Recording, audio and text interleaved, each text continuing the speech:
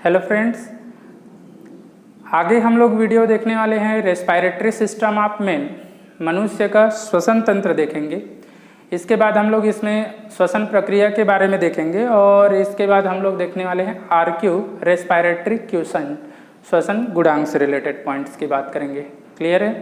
तो जैसे हम बात कर रहे हैं सबसे पहले रेस्पिरेटरी सिस्टम ऑफ मैन की, तो रेस्पिरेटरी सिस्टम की बात करें तो ह्यूमन की या मनुष्य की जो श्वसन तंत्र होता है ये क्या होता है, वेल डेवलप्ड होते हैं या बहुत ही विकसित प्रकार का होता है। जिसमें हम बात कर रहे हैं इसकी जो सिस्टम रहता है उसको फुस्फुसी श्वसन तंत्र बोलते हैं, क्योंकि इसमें जो गैसीय आदान प्रदान की जो प्रोसेस होता है वो लंग्स के थ्रू होता है, फेफड़े के थ्रू। और फेफड़े के लिए जो मेडिकल टर्मिनोलॉजी यूज़ होता है वो पल्मोनरी वर्ड होता है लंग्स के लिए, इसलिए उसके लिए पल्मोनरी रेस्पिरेशन या फुसफुसी श्वसन वर्ड यूज़ करते हैं। ठीक है, तो हम बात कर रहे हैं रेस्पिरेटरी सिस्टम की। ह्यूमन की जो रेस्पिरेटरी सिस्टम रहता है इसमें दो पार्ट होते हैं, 2 पार्ट्स होगा। फर्स्ट हम बात कर रहे हैं, एक तो होता है इसके कंडक्टिंग पार्ट,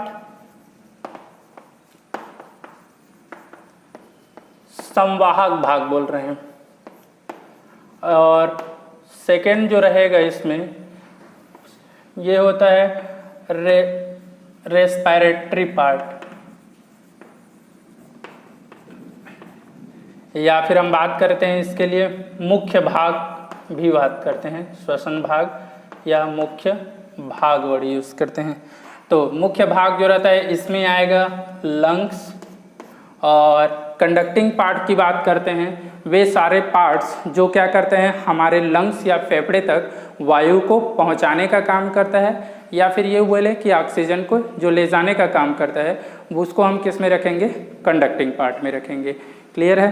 तो जैसे कंडक्टिंग पार्ट्स की बात करते हैं तो फर्स्ट इसमें आएगा नॉस्ट्रिल, नॉस्ट्रिल के बाद इसमें आता है नेजल पेसेज, नेजल पेसेज के बाद आएगा फेरिंग्स, फेरिंग्स के बाद हम लोग बात करते हैं इसमें आ जाएगा ग्लॉटिस एंड एपिग्लॉटिस, इसको फेरिंग्स में ही इंक्लूड कर रहे हैं। फिर हम लोग इसमें बात करेंगे ट्रेकिया, ट्रेकिया के बाद हम लोग बात करेंगे इसमें ट्रेक्यूल, ट्रेक्यूल के बाद हम लोग बात करते हैं इसमें आता है ब्रोंकियोल, ब्रोंकियोल के बाद आता है इसमें एल्वेलर डक्ट, इसके बाद आता है एल्वेलर सेक, और लास्ट में आता है एल्वेलाई, या फिर इसी को बोलते हैं एयर सेक बोलते हैं। ठीक है, तो ये इस तरह से हम बात करते हैं। ये तो हो गया इसका कंडक्टिंग पार्ट और ये हो गया इसका मेन पार्ट। अब हम बात कर रहे हैं इसको जो डिफाइन कर रहे हैं हमको मेन, सबसे पहले हम बात कर रहे हैं कंडक्टिंग पार्ट की। तो कंडक्टिंग पार्ट में अपनी बॉडी में बता रहा हूँ, सबसे पहले हम बात करें इस नॉस्ट्रिल की। तो नॉस्ट्रिल जो रहता है ये क्या होता है, हमारे बॉडी के बाहर ये ओपनिंग होता है। ओपनिंग की बात करें तो इसमें ये जो नासा छिद्र दिख रहा है, नासा छिद्र जो रहता है इसकी नंबर 2 होता है।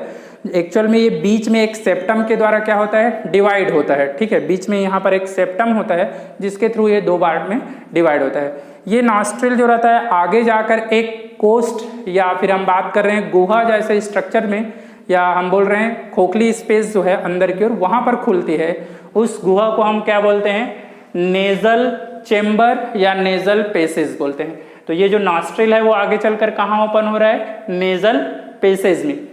नेजल पेसेज जो रहता है इसमें 2 स्पेशल सेल्स रहता है। एक सेल जो रहता है ये क्या करता है, म्यूकस सिक्रीट्स करता है, श्लेष्मा का सिक्रीशन करता है, और दूसरा जो रहता है यहाँ पर हेयर सेल्स रहता है। म्यूकस और हेयर दोनों ही क्या करते हैं, जो ब्रीथ कर रहे हैं या एयर हम अंदर की ओर इनहेल कर रहे हैं उसमें अगर कोई माइक्रोब्स या सूक्ष्म जीव उपस्थित है तो वो उसको क्या करता है, रोकने का काम करता है। तो यहाँ पर 2 तरह की सेल्स प्रेजेंट होगा, किसमें, नेजल पेसेज में। एक तो हम बात कर रहे हैं हेयर के लिए हेयर सेल, और दूसरा हम बात कर रहे हैं कौन सा, म्यूकस सेल जो श्लेष्मा का सिक्रीशंस करता है। ठीक है, तो नेजल पेसेज में हम बात कर रहे हैं, इसमें ये इंपॉर्टेंट याद रखना है, जिसके लिए हम नेजल पेसेज को क्या बोलते हैं, नासा मार्ग बोलते हैं। ठीक है, ये हो गया। ये तो था नॉस्ट्रिल मतलब नासा छिद्र था,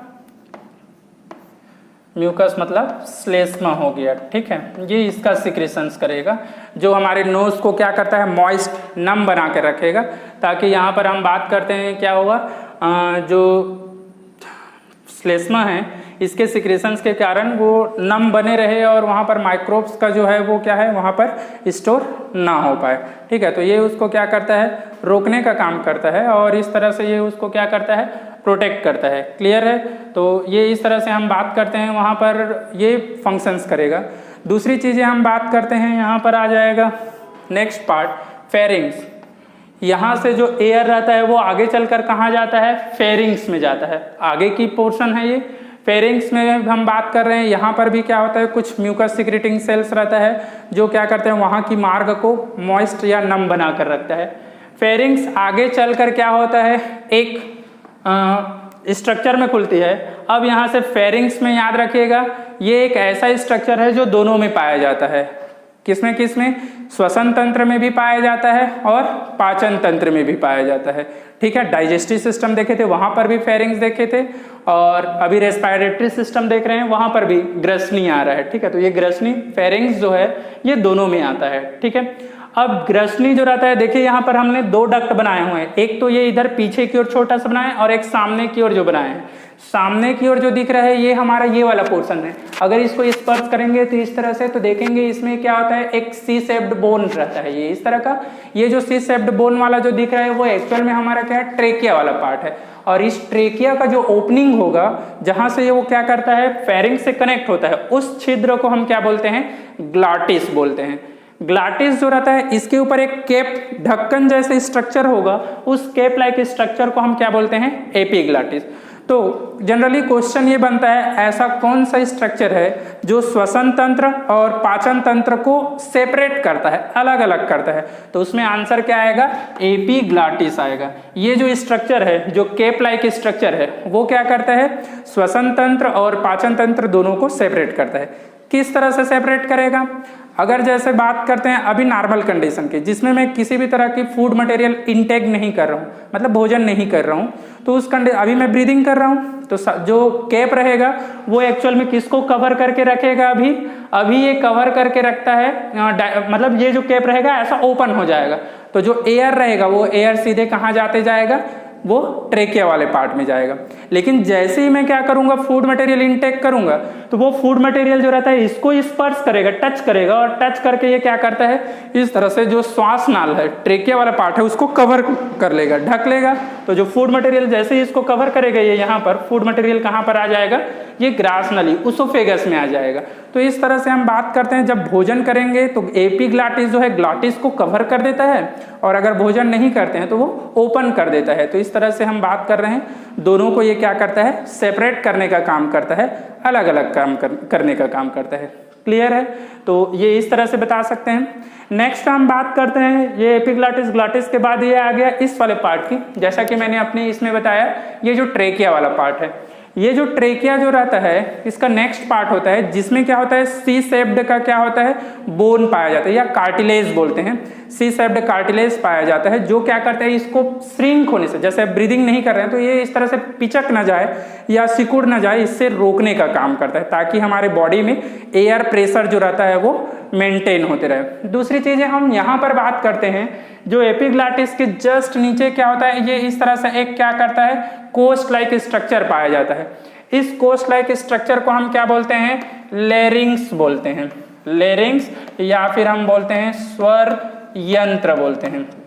अब यहाँ पर जो लेरिंग्स होता है, ये लेरिंग्स में क्या होता है, जब हमारे बॉडी के जो इंटरनल एयर है, जब इसको फोर्सफुली हम क्या करते हैं, बाहर करते हैं, तो ये लेरिंग्स में जाकर एक वाइब्रेशन क्रिएट करता है, जहां पर एक वोकल कार्ड, एक हम बात करते हैं स्वर रज्जु बोलते हैं, ये वोकल कार्ड रहता है जिसमें वाइब्रेशन क्रिएट होता है, और उसी वाइब्रेशन के कारण जो साउंड्स है या हम जो ध्वनि बोल रहे हैं वो उत्पन्न होता है। ठीक है, तो अगर हम बात करें साउंड बॉक्स की, तो साउंड बॉक्स किसको बोलते हैं, लेरिंग्स को बोलते हैं। कहाँ पर होता है, ये यहाँ पर होता है। ठीक है, जिसमें एक वोकल कार्ड रहता है, वो उसके कारण वॉइस आता है, आवाज, साउंड्स क्लियर उत्पन्न होता है।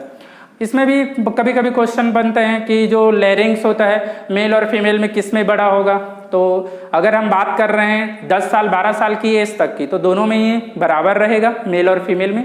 लेकिन अगर हम बात करते हैं सेकेंडरी जो ग्रोथ होता है जिसमें हार्मोनल चेंजेस होता है, या फिर हम बात कर रहे हैं जो मेल और फीमेल हार्मोन सिक्रेट्स होता है, मतलब 12 साल की बात कर रहे हैं, तो उस कंडीशन में क्या होता है, जो लैरिंग्स होता है मेल में इसका साइज क्या होते जाता है, बढ़ते जाता है, और फीमेल में इसका साइज जो रहता है और छोटा होते जाता है।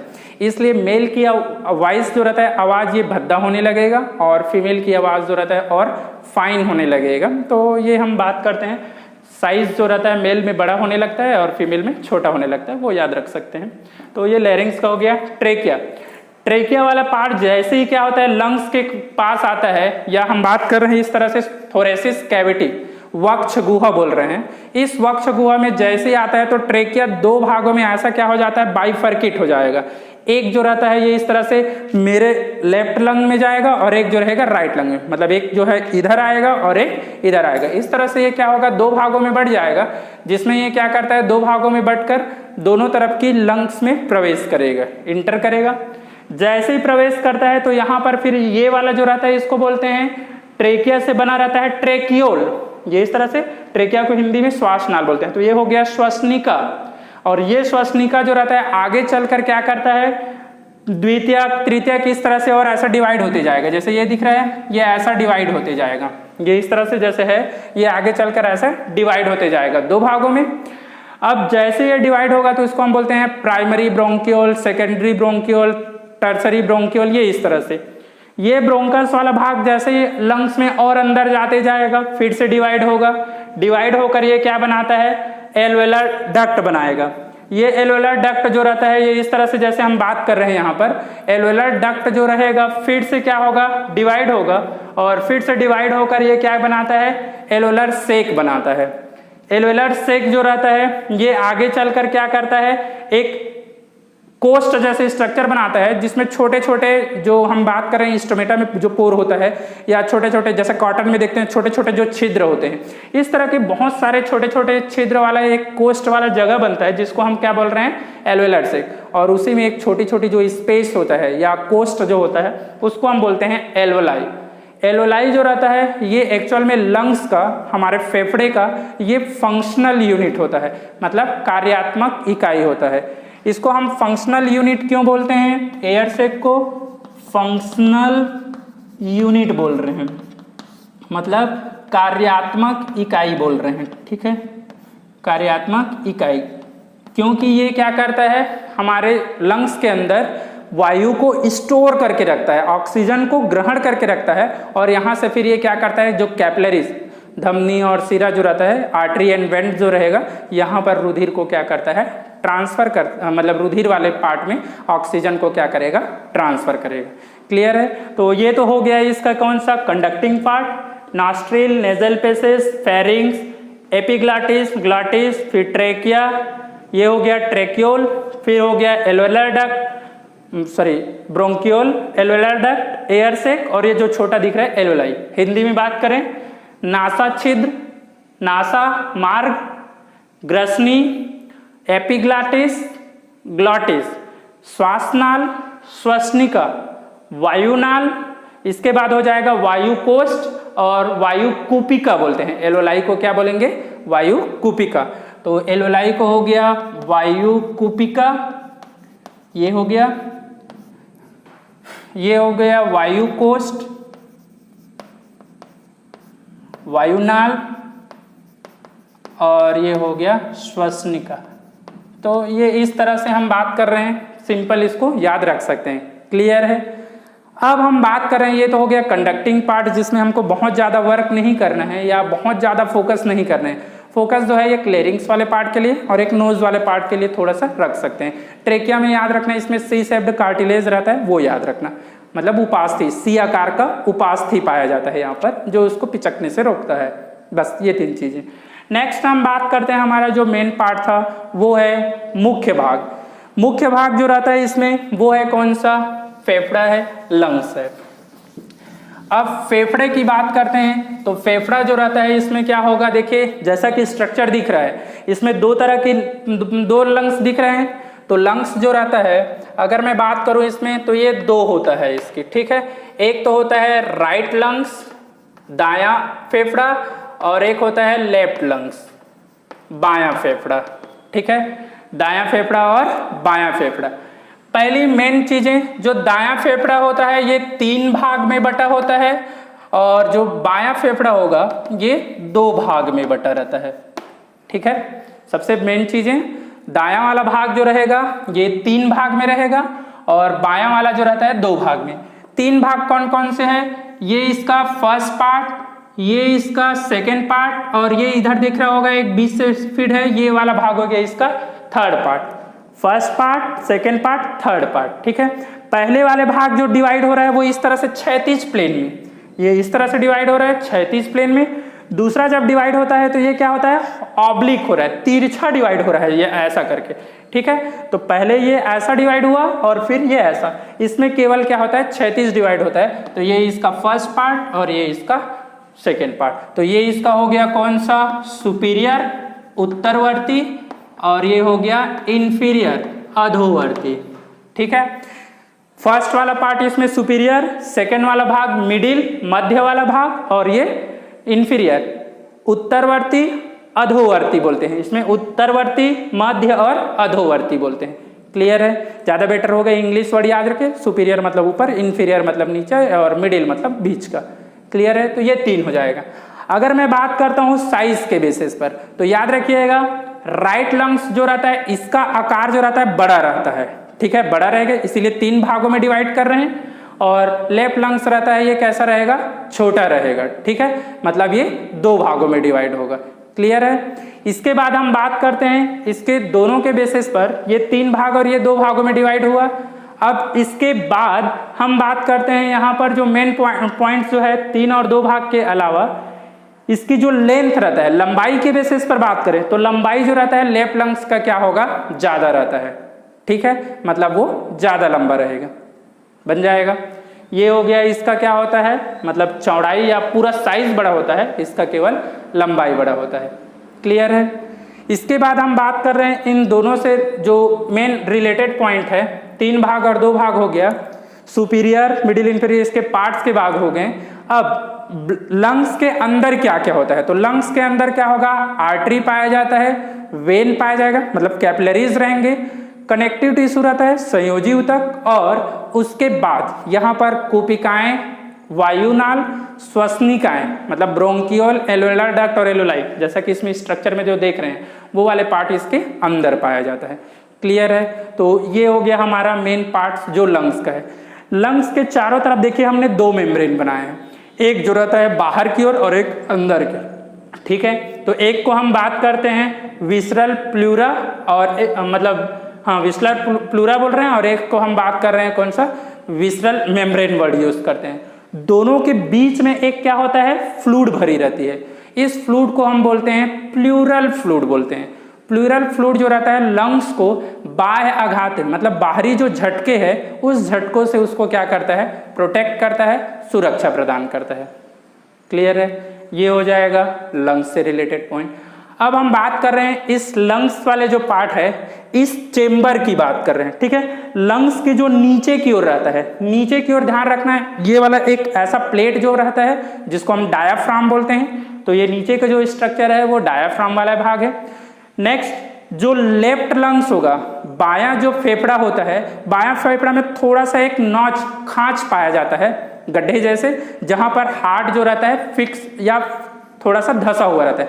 जैसा कि हमको पता है हार्ट जो रहता है ये एक्चुअल में इसका मेन पॉइंट सेंटर में रहता है, लेकिन ये लेफ्ट साइड क्या होता है? थोड़ा सा शिफ्ट रहता है, ऐसा तिरछा रहता है ये इस तरह से। तो ये हम बात कर रहे हैं, इसके लिए यहाँ पर ये ऐसा एक क्या होता है? नॉच पाया जाता है, मतलब खांच जैसे स्ट्रक्चर, जहां पर ये हार्ट जो जैसे ये दिख रहा है रेड हमने हार्ट बनाया, ये क्या होता है? इस तरह से लेफ्ट वाले भाग में खिसका हुआ रहेगा या उधर शिफ्ट रहता है ये। क्लियर है? तो ये तो हो गया हमारा श्वसन तंत्र। श्वसन तंत्र के बाद हम बात करते हैं इसमें एक हम लोगों को देखना है थोरेसिस कैविटी की।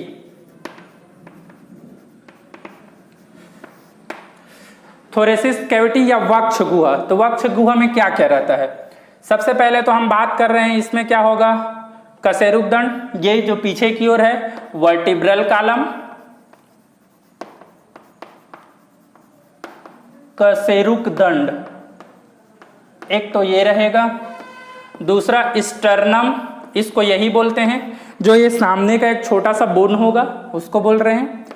थर्ड हम बात करते हैं इसमें रिब्स, रिब्स मतलब पसली, जो कि ये तिरछा ऐसा रहता है। तो अगर हम बात करें यहाँ पर की जो कोष्ठ या गुहा है, तो पीछे की ओर क्या है, ये रीढ़ की हड्डी है जिसको हम कशेरुक दंड बोल रहे हैं। सामने की ओर एक छोटा सा यहाँ पर बोन रहता है जिसको स्टर्नम, और इधर बाकी लेफ्ट और राइट साइड में पसलियां रहता है। तो ये तीन भाग मिलकर किसका फॉर्मेशन करता है, थोरेसिस कैविटी में वक्ष गुहा बनाता है। इसी वक्ष गुहा के अंदर क्या पाया जाता है, फेफड़ा या लंग्स जो रहता है वो उपस्थित होता है। क्लियर है, ये हो गया हमारा थोरेसिस कैविटी की। नेक्स्ट हमको बात करना है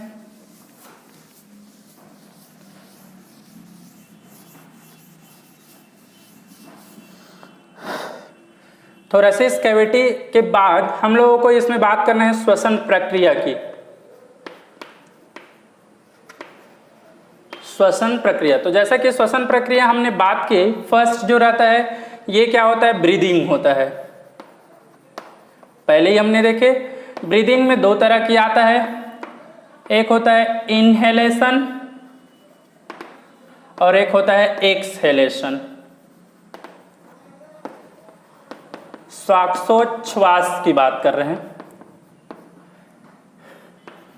निःश्वसन या अंतःश्वसन बोलते हैं और बाह्य श्वसन बोलते हैं, इसको निःश्वसन बोलते हैं। इसमें ऑक्सीजन का ग्रहण और इसमें आता है कार्बन डाइऑक्साइड का त्याग, ये इस तरह से होता है। क्लियर है। अब अगर हम इसको डिफाइन करें निःश्वसन, तो जैसा कि मैं बात करूं, ये प्रोसेस किस में आएगा, इनहेलेशन में। अगर मैं बात करूं एक्सहेलेशन, तो जैसे फोर्सफुली जिस तरह से मैं इनटेक किया हूं ऐसे, अब ये रिलैक्स हो जा रहे हैं, ये स्टेप क्या होता है, एक्सहेलेशन, जिसमें हम कार्बन डाइऑक्साइड को बाहर करते हैं। तो ये हो गया ब्रीदिंग। दूसरा हम बात करते हैं, इसमें आएगा गैसियस एक्सचेंज की बात कर रहे हैं।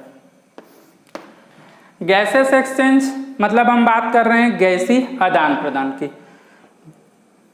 गैसियस एक्सचेंज या गैसीय आदान प्रदान के लिए हम बात करते हैं, जो एलोलाई में वायु रहता है उस एलोलाई को ब्लड कैपिलरी में देना, और ब्लड कैपिलरी जो रहता है उसको फिर कहाँ ले जाता है, शरीर के विभिन्न भागों में, मतलब रुधिर वाहिनी जो धमनी शिरा है वो इसके थ्रू बोल रहे हैं। तो देखिए गैसियस एक्सचेंज जो रहता है, मतलब हम बात कर रहे हैं, एक तो हो गया एलोलाई, फिर हम बात कर रहे हैं ब्लड कैपिलरीज की, ब्लड कैपिलरीज की जगह हम बात कर रहे हैं आर्टरी और वेन की, और फिर हम बात कर रहे हैं टिश्यू की। क्लियर है, ये इस तरह से।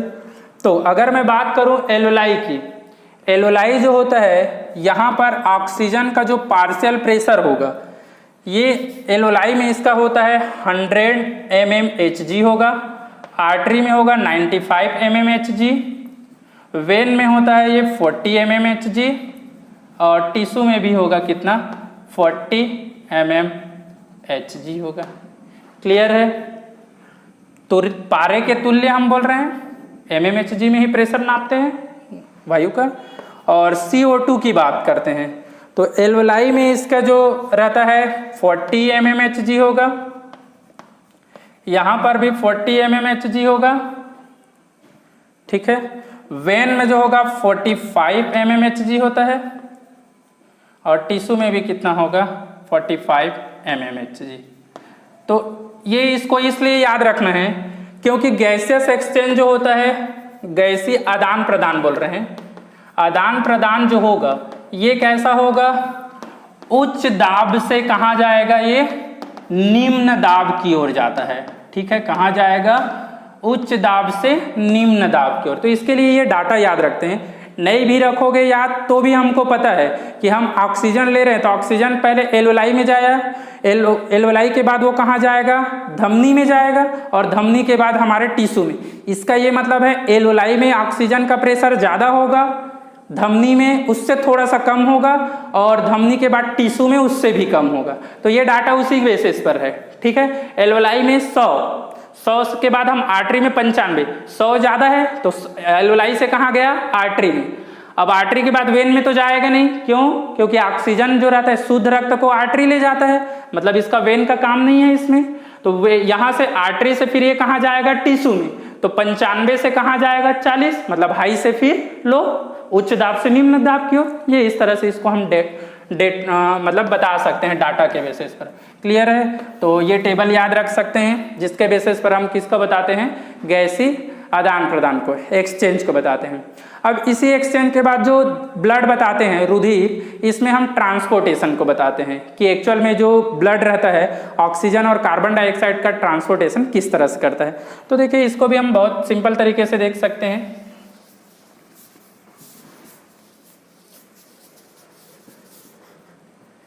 गैसीय परिवहन, गैसियस ट्रांसपोर्टेशन की बात कर रहे हैं। देखिए इसमें हम बात करें सबसे पहले ऑक्सीजन ट्रांसपोर्टेशन की, ऑक्सीजन परिवहन की।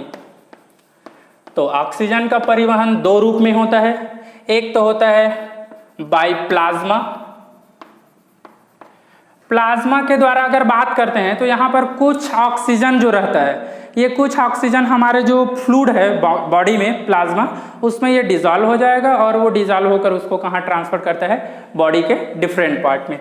तो बाय प्लाज्मा हम बात करते हैं 0.3 ml पर 100 ml ब्लड की बात कर रहे हैं। अगर 100 ml ब्लड की बात कर रहे हैं तो उसमें 0.3 ml जो ऑक्सीजन रहता है, ठीक है, उस 0.3 ml ऑक्सीजन जो रहता है वो ब्लड के प्लाज्मा के थ्रू जाएगा। ठीक है, ये ऑक्सीजन जो है 0.3 ml। अब हम बात करते हैं HB हीमोग्लोबिन की। तो हीमोग्लोबिन जो रहता है ये रेड पिगमेंट रहता है, लाल रंग का होता है, जो ऑक्सीजन कैरियर होता है। तो यहाँ से हम बात करते हैं 19.8 ml पर 100 ml ब्लड। तो ये हम बात करते हैं अप्रॉक्सीमेट 20 ml के आसपास ऑक्सीजन को क्या करता है, हीमोग्लोबिन जो है 100 ml ब्लड की सहायता से ट्रांसफर करता है। ठीक है, तो ये हो जाएगा। अब HB के द्वारा हम ऑक्सीजन का जो ट्रांसपोर्टेशन बताते हैं, देखिए कैसे बताएंगे। लंग्स हो गया है, लंग्स में ऑक्सीजन जो रहता है HB से क्रिया करके HbO2 बनाएगा, इसको बोलते हैं ऑक्सी हीमोग्लोबिन, ऑक्सी हीमोग्लोबिन।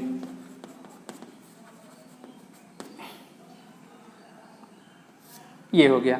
अब एक हीमोग्लोबिन जो रहता है ये टोटल 4 मॉलिक्यूल ऑक्सीजन को क्या कर सकता है, 4 अणु ऑक्सीजन को ट्रांसफर कर सकता है। इसका मतलब ये क्या बना सकता है, HBO8 बना सकता है। ठीक है, अगर इसको और डिफाइन करना चाहें तो कैसे, Hb+O2, HbO2, फिर क्या बनाएगा, फिर O2 देंगे तो HbO4, फिर O2 देंगे तो HbO6, फिर O2 देंगे तो HbO8। ये इस तरह से 4 मॉलिक्यूल को ये जोड़ सकता है। ये प्रोसेस कहाँ पर हो रहा है, लंग्स में। जैसे ही टिश्यू में जाएगा, टिश्यू में जाएगा तो इसके रिवर्स हो जाएगा। कैसे, HbO8 है, ये क्या करता है, ऑक्सीजन को मुक्त कर देगा टिश्यू में श्वसन के लिए, भोजन के पाचन के लिए, तो बच गया HbO6। फिर एक ऑक्सीजन को रिलीज करेगा HbO4, फिर एक ऑक्सीजन को रिलीज करेगा HbO2, और लास्ट में क्या करता है, ऑक्सीजन और हीमोग्लोबिन को भी रिलीज कर देगा। तो ये इस तरह से जैसे ही टिश्यू में जाएगा सारे ऑक्सीजन को क्या कर देता है, रिलीज कर देता है। तो ये हो गया ऑक्सीजन के लिए। इसी तरह से हम बात करते हैं कार्बन डाइऑक्साइड का।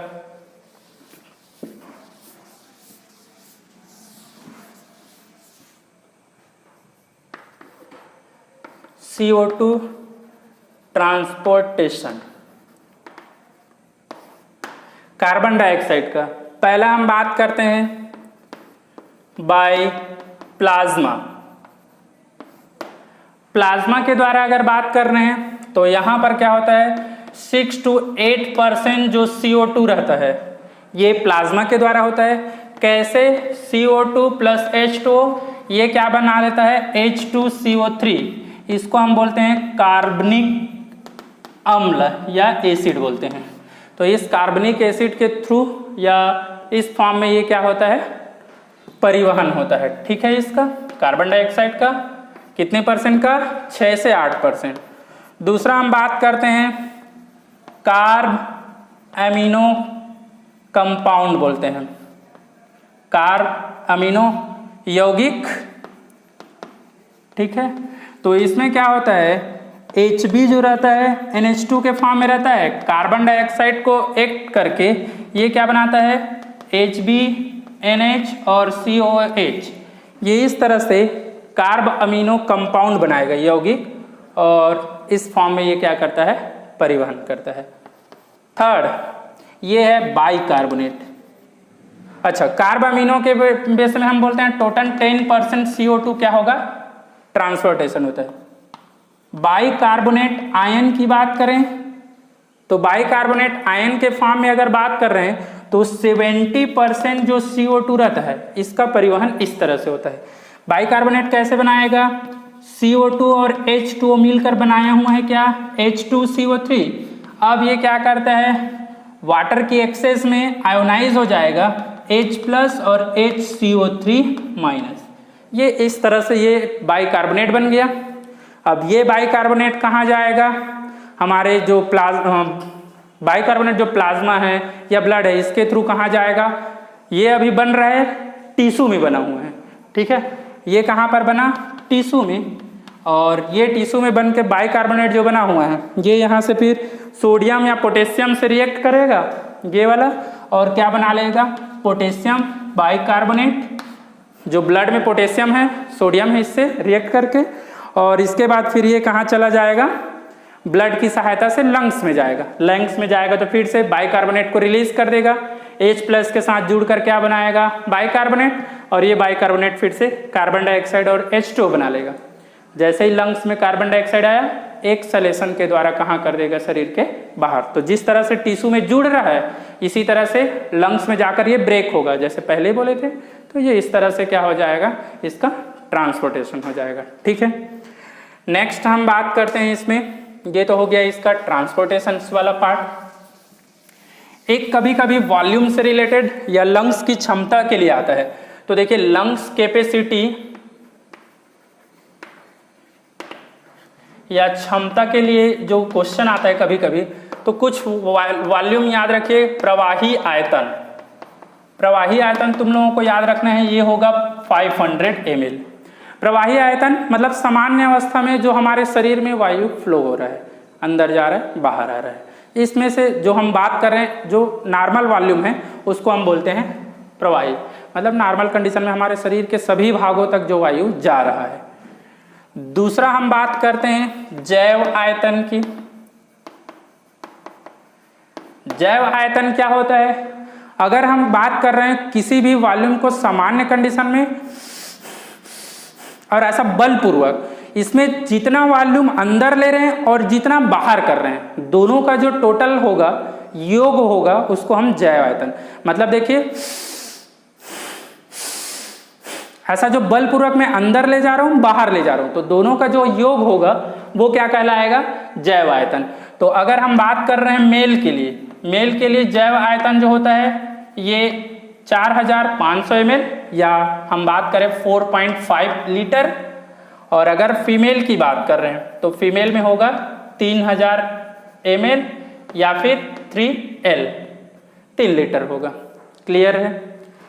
नेक्स्ट हम बात करते हैं निःश्वसन आरक्षित आयतन। निःश्वसन आरक्षित आयतन मतलब इसको बोलते हैं IRV, इंस्पायरेशन रिजर्व वॉल्यूम बोलते हैं। निःश्वसन का हो गया इंस्पायरेशन, आरक्षित मतलब रिजर्व, आयतन मतलब वॉल्यूम। तो IRV की बात कर रहे हैं तो IRV जो होता है ये होता है 3500, ये होगा मेल के लिए, और 2000 जो होता है ये किसके लिए होगा फीमेल के लिए। ठीक है। नेक्स्ट निःश्वसन आरक्षित आयतन। अब इंस्पायरेशन रिजर्व वॉल्यूम मतलब जो मैं बलपूर्वक अंदर ले जा रहा हूं, ये जो वॉल्यूम है इसको हम क्या बोल रहे हैं? निःश्वसन आरक्षित आयतन बोल रहे हैं। क्लियर है? इसी तरह से निःश्वसन में बोलूंगा मतलब ये हो गया ERV, एक्सपायरेशन रिजर्व वॉल्यूम होगा। एक्सपायरेशन रिजर्व वॉल्यूम मतलब फोर्सफुली बलपूर्वक में जो बाहर निकालूंगा, ऐसा जो बाहर कर रहा हूं इसके लिए है। तो ERV का जो वॉल्यूम होगा यहां पर दोनों के लिए क्या होगा? 1000 ml होगा। अब देखिए इन दोनों को ऐड करके जैव आयतन निकालते हैं तो 3500 और 1 करके हो गया 4500 और 2000 और 1 करके हो गया 3000। इन दोनों को हम क्या बोल रहे हैं? जैव आयतन बोल रहे हैं। ठीक है। एक होता है लास्ट अवशेषी आयतन। अवशेषी आयतन जो होता है ये हमारे बॉडी में होता है कितना? 1500 ml होता है। कितना होता है? 1500। अब अवशेषी आयतन किसको बोलते हैं? जैसे मैं बलपूर्वक बाहर कर रहा हूं, मतलब ये अंदर किया और बाहर, ये इस तरह से मैं अंदर बाहर कर रहा हूं तो कुछ वॉल्यूम जो है वायु का हमारे बॉडी में बचा रहेगा, जो हमारे लंग्स तरफ होगा या ऊतकों में होगा। तो जो बचा हुआ वॉल्यूम रहता है उसको हम क्या बोलते हैं? अवशेषी आयतन।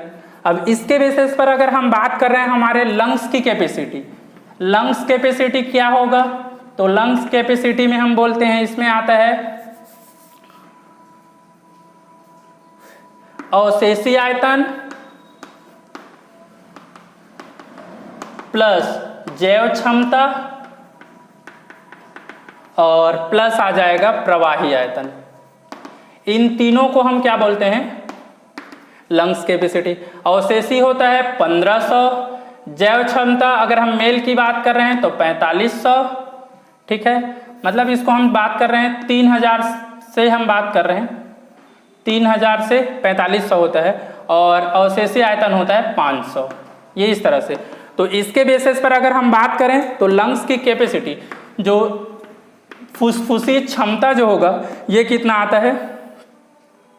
5000 आया इसका। ठीक है, 5000 आ रहा है। और अगर हम मेल के लिए बात करते हैं तो इसमें क्या होता है? 6 के आसपास आता है। तो 5 से यही बोलते हैं हमारा फेफड़े की जो क्षमता या फुसफुसी जो क्षमता आता है, ये क्षमता कितना आता है? 5 से 6 लीटर या फिर 5000 से 6000 ml बोलते हैं। ठीक है, तो ये क्वेश्चन आता है हमारा फेफड़े का टोटल कैपेसिटी कितना होता है। याद रहिएगा, बहुत ही सिंपल तरीके से हम लोग इसको निकाल सकते हैं। ठीक है, कि फुसफुसी आयतन कितना होता है, बहुत ही सिंपल तरीके से सबको हमको जोड़ना होता है। ठीक है, बन जाएगा।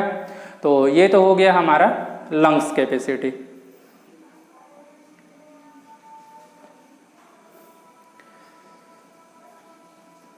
नेक्स्ट हम लोग बात करते हैं, इसके बाद हम लोगों को देखना है लंग्स कैपेसिटी के बाद हमको आगे इसमें देखना है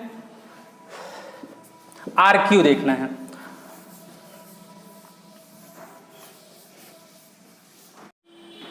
आगे हम लोगों को देखना है RQ।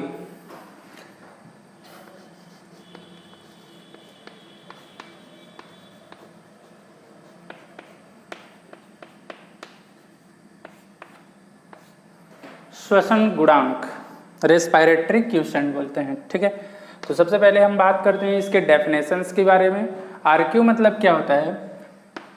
श्वसन की क्रिया में जो उत्सर्जित होने वाले कार्बन डाइऑक्साइड हैं और जो यूज होने वाले या अवशोषित होने वाले ऑक्सीजन, इन दोनों का जो रेशियो होता है या अनुपात होता है, उसके लिए हम लोग वर्ड यूज करते हैं श्वसन गुणांक या RQ बोलते हैं। ठीक है, तो सिंपल हम बात कर रहे हैं निष्कासित CO2 का आयतन अपॉन अवशोषित O2 का आयतन। क्लियर है? तो ये हम सिंपल इसको डिफाइन कर सकते हैं RQ के लिए, श्वसन गुणांक के लिए, रेस्पिरेटरी क्वोशिएंट बोलते हैं। ठीक है, अब अगर हम बात कर रहे हैं हमारे प्रमुख भोज्य पदार्थ की, तो जैसे हमारे भोज्य पदार्थ की बात करते हैं, अलग अलग भोज्य पदार्थ होते हैं, कार्बोहाइड्रेट है, प्रोटीन है, फैट्स है। इन सभी के लिए क्या होता है? RQ का मान अलग अलग होता है। ठीक है। तो सबसे पहले हम बात करते हैं कार्बोहाइड्रेट के लिए।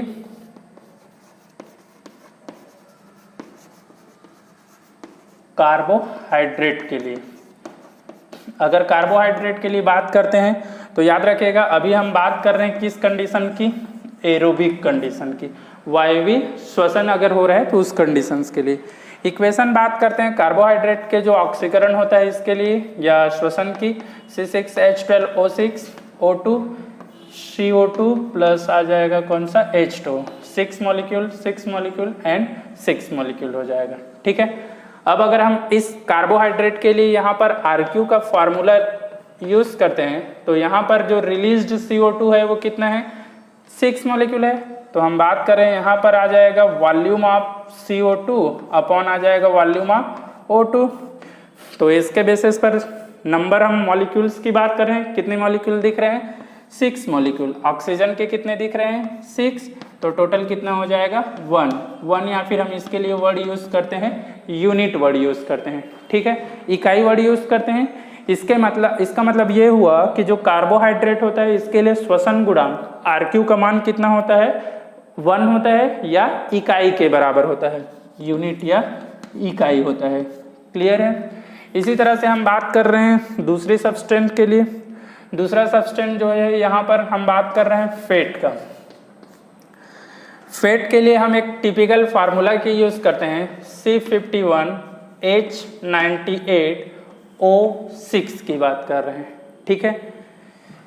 इसमें हम इसको ऑक्सीजन दे रहे हैं तो ये कार्बन डाइऑक्साइड और H2O में ये क्या हो जाएगा, ब्रेक हो जाएगा, ठीक है।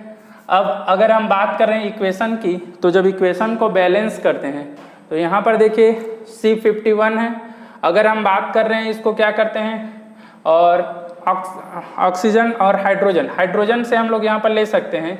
यहाँ पर जैसे हाइड्रोजन की बात कर रहे हैं 98 है, ठीक है। तो अगर मैं इसमें 2 कर दे रहा हूँ और यहाँ पर क्या यूज कर रहा हूँ, 98 वर्ड यूज कर रहा हूँ, तो ये कितना हो जाएगा 102 हो जाएगा।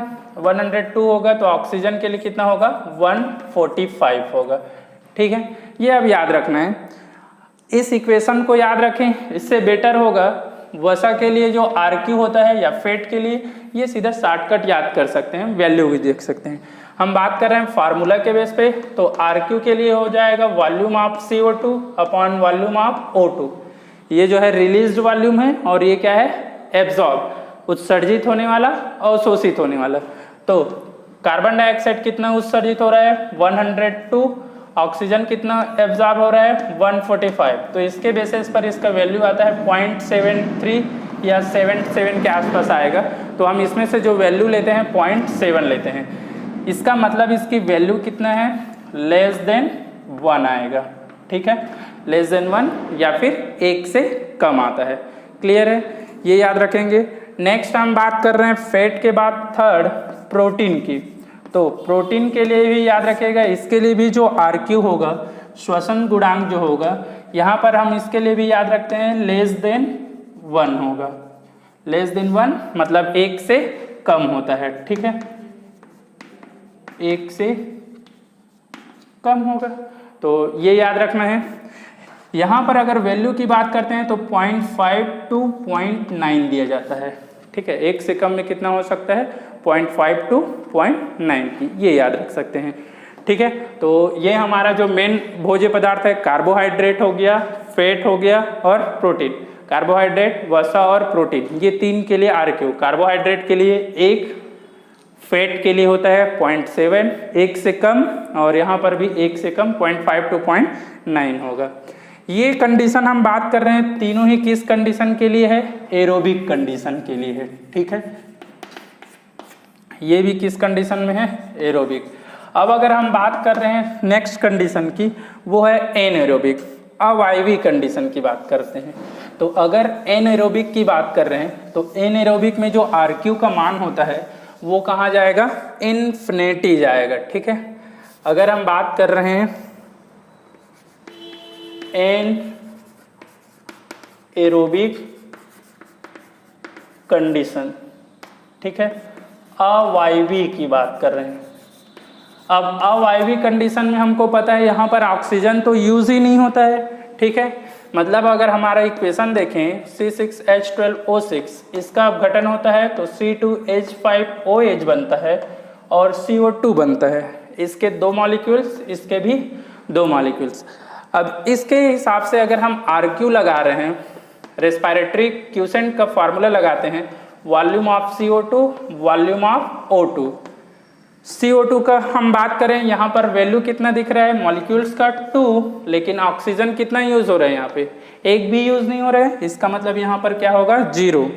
किसी भी वैल्यू को अगर 0 से डिवाइड कर रहे हैं, भाग दे रहे हैं, तो इसका मतलब इसकी वैल्यू जो रहता है ये क्या आता है, इन्फिनिटी आता है या फिर अनंत आता है। ये याद रखिएगा, ये क्वेश्चन बनता है अगर एनेरोबिक है, चाहे सब्सटेंट कोई सा भी हो, प्रोटीन हो, कार्बोहाइड्रेट हो या फिर फैट या वसा हो, कोई भी सब्सटेंट हो, अगर इनका श्वसन कैसा हो रहा है, अवायवीय कंडीशन में, इसका डेफिनेटली मतलब यह है कि वहाँ ऑक्सीजन क्या है, एब्सेंट। अगर ऑक्सीजन वहाँ एब्सेंट है, इसका मतलब अगर हम बात कर रहे हैं RQ की, तो उसके वैल्यू क्या आएगा, इन्फिनिटी आएगा, अनंत आएगा। क्लियर है? Thank you.